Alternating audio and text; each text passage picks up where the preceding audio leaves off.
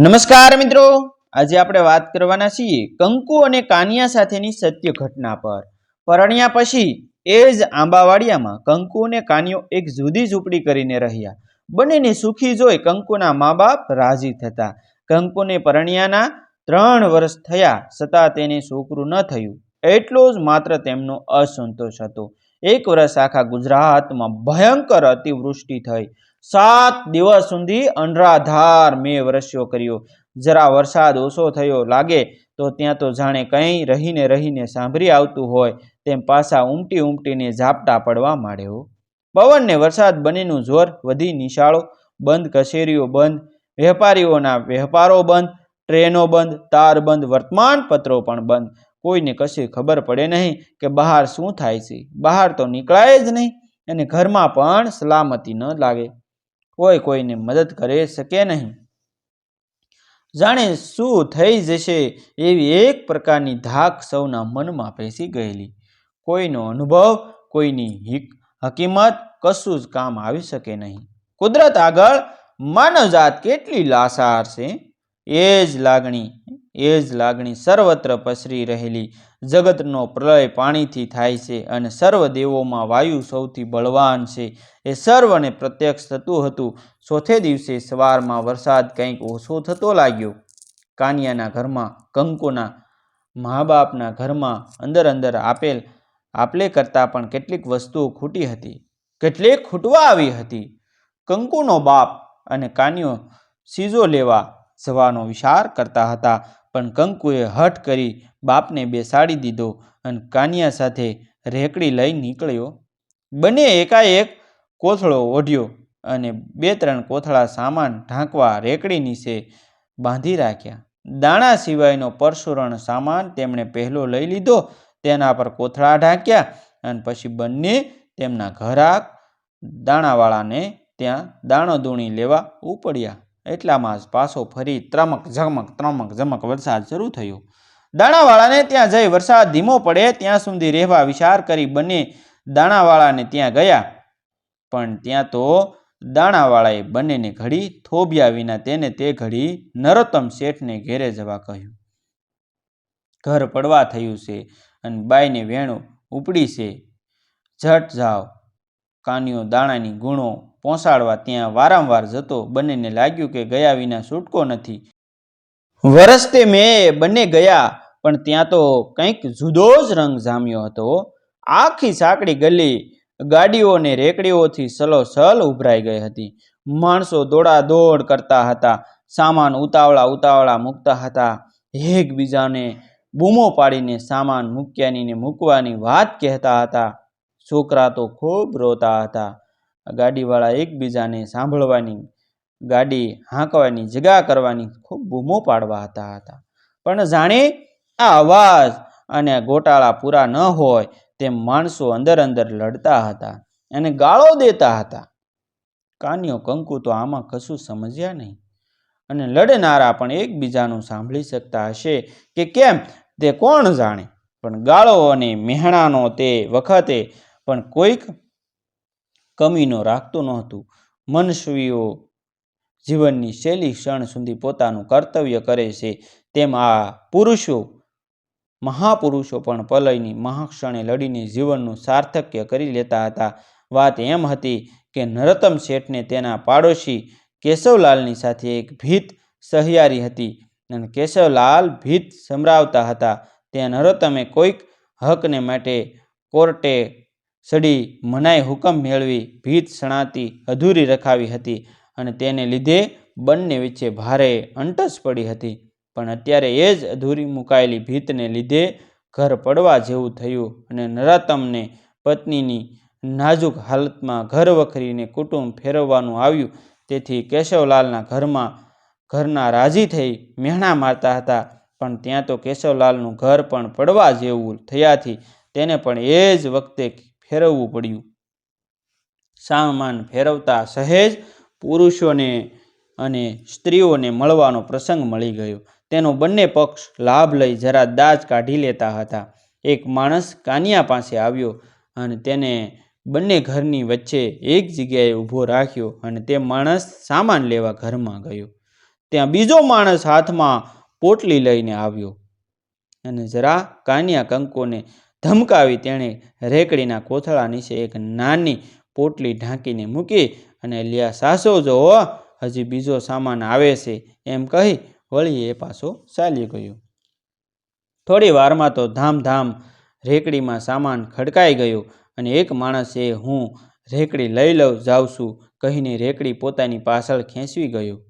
દોર વરસતા મેમાએ ઘેર જઈ તેણે ગણીને પોટકા લઈ લીધા અને કાનિયાને પૂછ્યું, અલ્યા આ કોથળા કોના છે? કાનિયાએ કહ્યું, એ તો અમે હટાણું કરવા ગયા હતા, તેનો થોડો અમારો માલ છે. દાણા લેવા ગયા ત્યાંથી દાણાવાળાએ અધર તમારે ત્યાં ધકેલ્યા.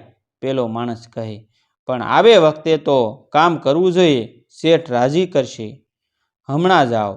કાનિયો કંકુ મજૂરી લેવાનું પણ બાકી રાખી દાણાવાળાને ત્યાંથી દાણા લઈ ઘેરે ગયા. પોતાના દાણાના કોથળા ઘેરે ઉતારી ઢાંકેલા કોથળા એક કોર કરી જુએ છે તો અંદર નવતર પોટકી દીઠી ગાંઠ ઉઘાડી જુએ છે તો સોના મોતી જેવા હીરના ઘરેણાં. દાણાનું માટલું ઉઘડતા અંદરથી ફૂફાડા મારતો ફેણ સડાવી ડોકું કાઢતો સાપ કોઈ જુએ તો હેબકાઈ જાય તેમ કંકુ કાનિયો હેબકાઈ ગયા. વરસાદ રહ્યો. નરોત્તમ શેઠને પૂછવા જવું તે દરમિયાન પોટકી ઝૂંપડીમાં જ દાટી રાખવી અને કોઈને કહેવું નહીં એમ બંને નિશ્ચય કર્યો. આ પોટકી પાડોશી કેશવલાલ શેઠની હતી. તેમણે સામાન ઉતરાવી પોટકી શોધી તો જડી નહીં. પોટકીમાંથી 20,000ના દાગીના હતા. તેમણે અને તેમના ઘરમાં બધા માણસોએ એમને એમ જ માન્યું કે નરોત્તમ શેઠ કે એના માણસો પોટકી લઈ ગયા.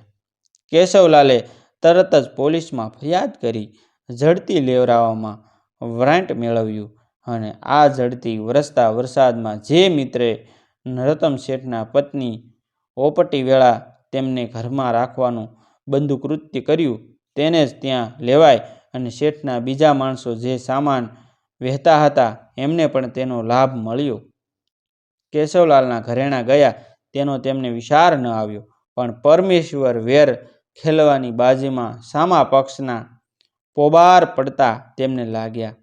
તેઓ અપમાનથી ખૂબ ધૂંઘવાઈ રહ્યા. અલબત્ત ઝડતીમાં તો કશું હાથ લાગ્યું નહીં, પણ કેશવલાલનો અને પોલીસનો નરોત્તમ શેઠ ઉપરનો વહેમ ઓછો થયો નહીં. તેની હિલચાલ ઉપર પોલીસે દેખરેખ રાખી.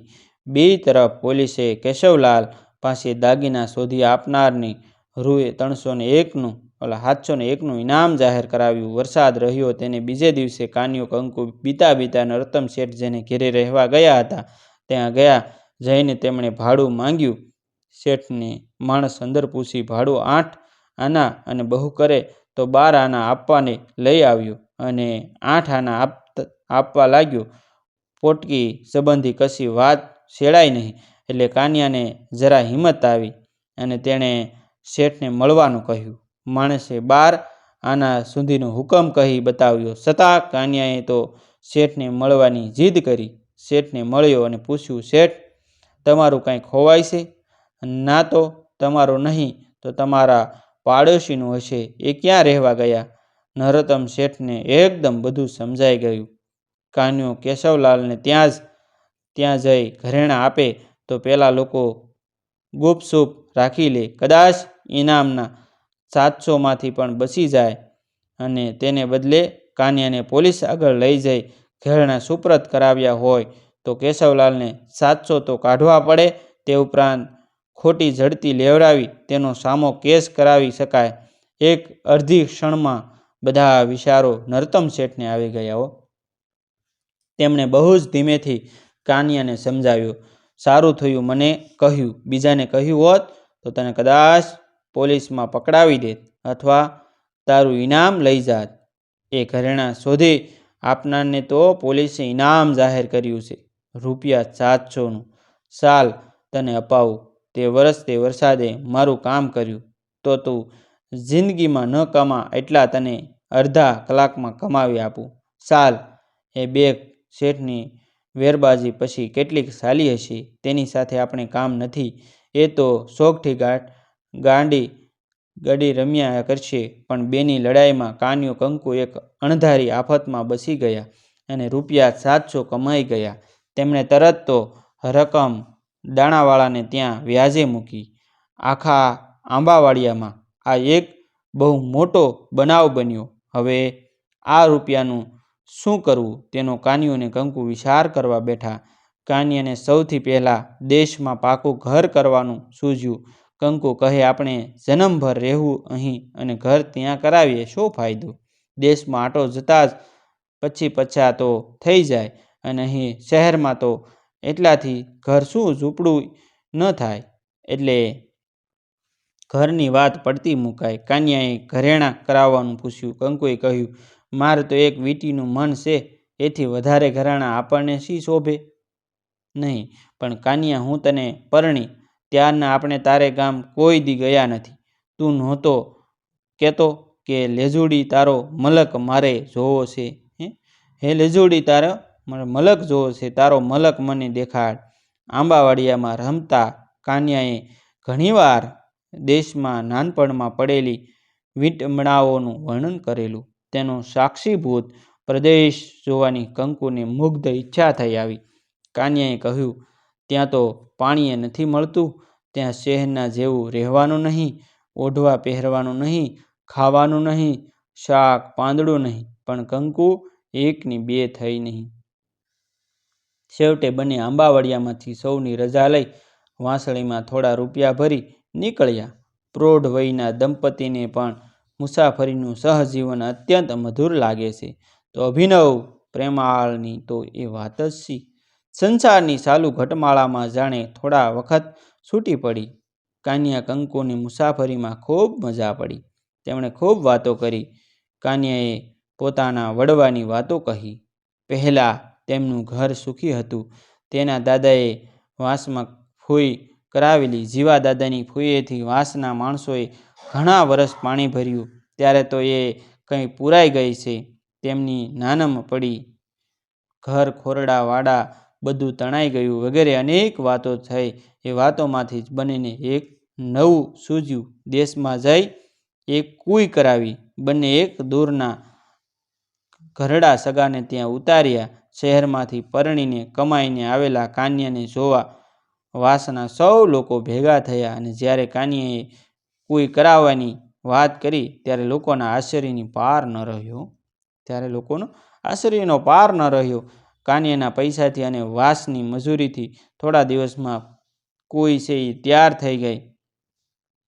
કાન્યાએ સાહુકારના કૂવા જેવો ઉપર કઠેરો કરાવ્યો અને ફરતી ગરેડીઓ મુકાવી. બધું તૈયાર થઈ. બ્રાહ્મણને દક્ષિણા આપી વાંસને જમાડ્યો, અને વાંસના ગરડાએ કાન્યાને પાઘડી બંધાવી.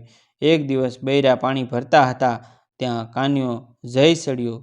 બૈરાઓએ મશ્કરીમાં કાન્યાને કહ્યું, એલ્યા, આ કુઈને કાન્યાની કુઈ કહીએ ને? કાન્યાએ હસીને કહ્યું, ના ના, કંકુડીની કુઈ કહેજો. અને કંકુડીની કુઈ એ શબ્દો બધાને એટલા બધા ગોઠી ગયા કે બધા હસી પડ્યા. કંકુ પણ પાણી ભરતી હતી. તેની પાડોશણ લેલી કહી કંકુને બરડે ધબ્બો માર્યો. ખરેખર કશા પણ નામકરણ વિધિ કે લેખ વિના એ કુઈનું નામ કંકુડીની કુઈ છપાઈ ગયું. થોડું દેશમાં રહી કાન્યો અને કંકુ પાછા શહેરમાં આવ્યા. વર્ષેકમાં કંકુને છોકરો આવ્યો. કંકુની માએ એ કુઈના પુણ્યનું ફળ ગણ્યું, અને વાસના લોકોએ છોકરાનું નામ જીવલો પાડ્યું. જીવલો ફેરવવા જેવો થયો એટલે જીવલાને લઈ કંકુ કાન્યા સાથે રેકડી ફેરવવા જતા માંડી. એક દિવસ બપોરના ધોમ ધકતો હતો. મજૂરીથી થાકીને સડકથી ઉતરીને એક ઝાડ હતું તેને સાંયે રેકડી ઉપર કંકુ છોકરાને ધવરાવતી ઊંઘી ગઈ હતી. મોળિયાનું ઓશીકું કરીને જમીન ઉપર કાન્યો લાંબો થઈ પડ્યો હતો. ઊંઘમાંથી જાગીને તેણે જોયું તો તડકો ફરતો ફરતો કંકુ ઉપર આવવા થયો હતો. તેમણે ધીમેથી રેકડી ફેરવી કંકુ ઉપર સાયો કર્યો. અમેરિકાથી કેટલાક મુસાફરો હિન્દુસ્તાન જોવા આવેલા તે આ દ્રશ્ય જોઈ રહ્યા. તે તેમનામાંથી કોઈએ ડાયરીમાં કંઈક લખી લીધું. મિત્રો, આવા જ નવા જીવન ઉપયોગી જીવનમાં કંઈક નવું શીખવા મળે, સત્ય ઘટનાઓ વિશે જાણવા મળે વિડીયો જોવા માટે અમારી ચેનલ સાથે બન્યા રહેજો મિત્રો. અમારા વિડીયોને શેર કરી દેજો અને ચેનલને સબસ્ક્રાઈબ કરી દેજો, જેથી કરી આવનારા વિડીયો આપને જલ્દી મળી શકે. મિત્રો, આ વાર્તા ખૂબ જ હૃદયસ્પર્શી લાગણીશીલ વાર્તાઓમાંની એક છે. Thank you.